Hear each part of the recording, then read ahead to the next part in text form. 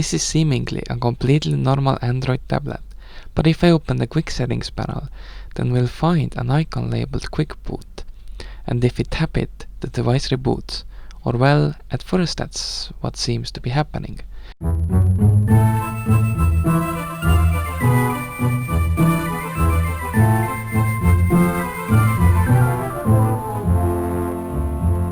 Because after the bootloader screen we see Windows booting, and after a few seconds the login screen, and finally a desktop too.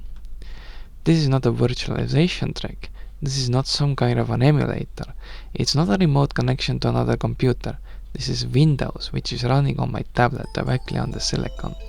But why is this surprising and how is it possible? One of the main reasons why running Windows on Android devices has historically been so difficult is the fact that regular Windows runs on x86 processor architecture. Meanwhile, most Android devices are built on the ARM64 architecture.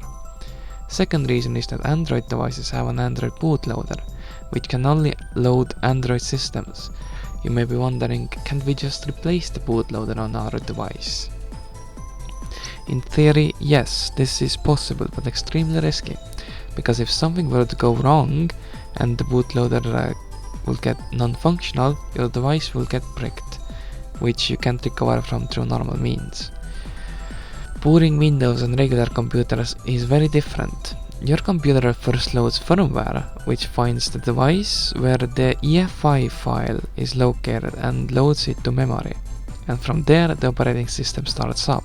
Notice how this process is much more modular. You don't necessarily have to boot from internal storage.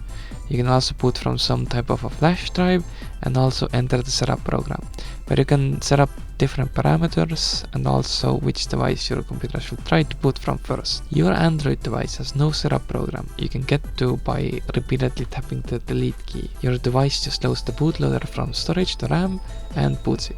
It's the only thing we can load Windows while Android is loading, and this is what projects like Renegade project attempt to do.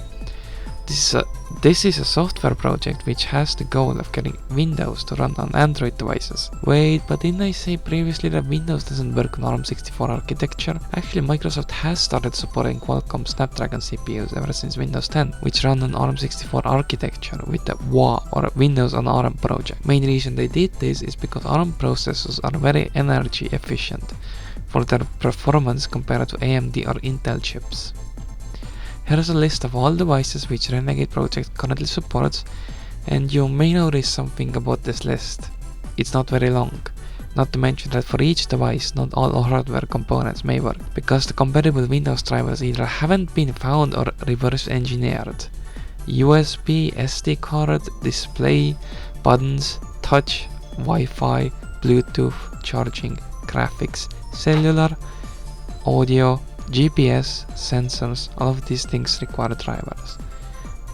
And as you can see, on my device basically everything works apart from camera, and there are specific problems related to USB and charging. For those who plan on getting this tablet for running Windows themselves, I'll give a few disclaimers. First, Xiaomi bootloader unlock process is very nerve-wracking and time-consuming.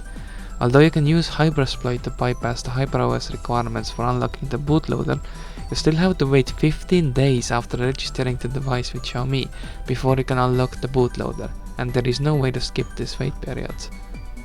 Second, although this is mentioned on the tablet's Renegade project GitHub page, I'll highlight this here as well just in case, that some Xiaomi Pad 5 tablets have a hardware problem, due to which you may sometimes see white lines or similar problems with the panel if you put Windows to sleep.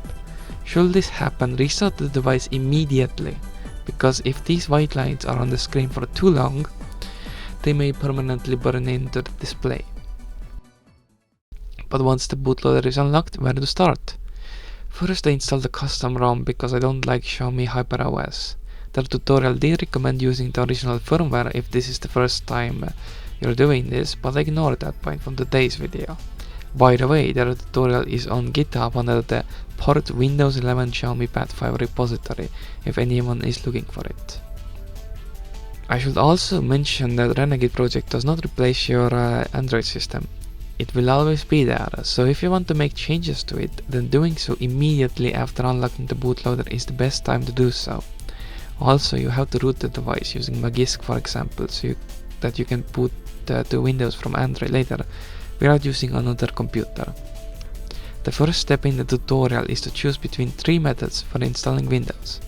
I chose the manual installation because it seemed to be the most reliable option compared to using automated scripts. Each method has its own tutorial. Next, we need to boot a custom recovery on the device, which in this case is basically a modified version of Team Win Recovery Project with extra commands to help with installing Windows. You can do this by connecting the device to your computer in bootloader mode and running the command fastboot boot and the image name on your computer. Once Team Win Recovery Project has loaded and the data is decrypted, we can run this adb shell command from the computer, which basically makes a backup of our kernel image and saves it to the computer.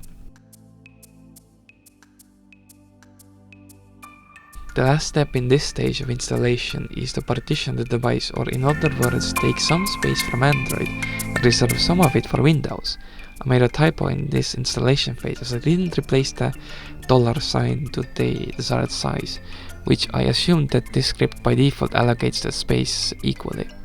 But once I understood what I had to do, I restarted the script and reserved 128 GB for Windows, which is about half of the device's internal storage.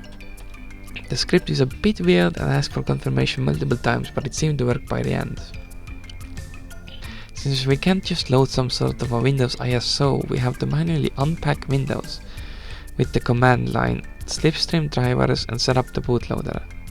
I used an install.esd file which I extracted from an ISO file that I downloaded from an official Microsoft website.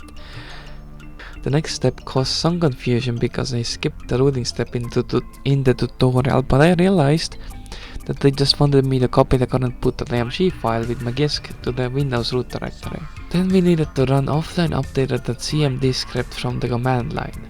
This sideloaded all needed drivers for the device so that they would immediately be available when starting Windows for the first time.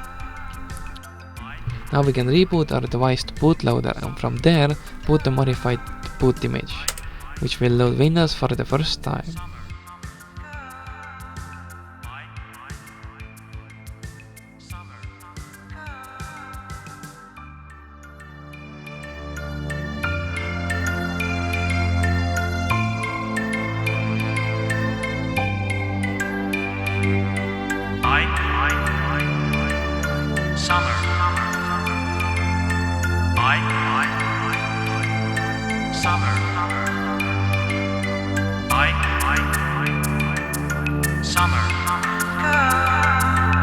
This installation phase took about 7 minutes before the device rebooted back to Android, where a factory reset had taken place, likely due to us resizing the user data partition.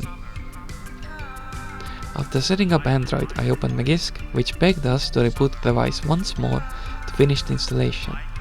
Then I could install the Wall Helper app, which would allow me to exit Android and go back to Windows. To use this app, I had to copy the modified boot image to /sdcard/uefi directory. After all that, I could press the quick boot to Windows button to finally reboot the device and finalize the installation process.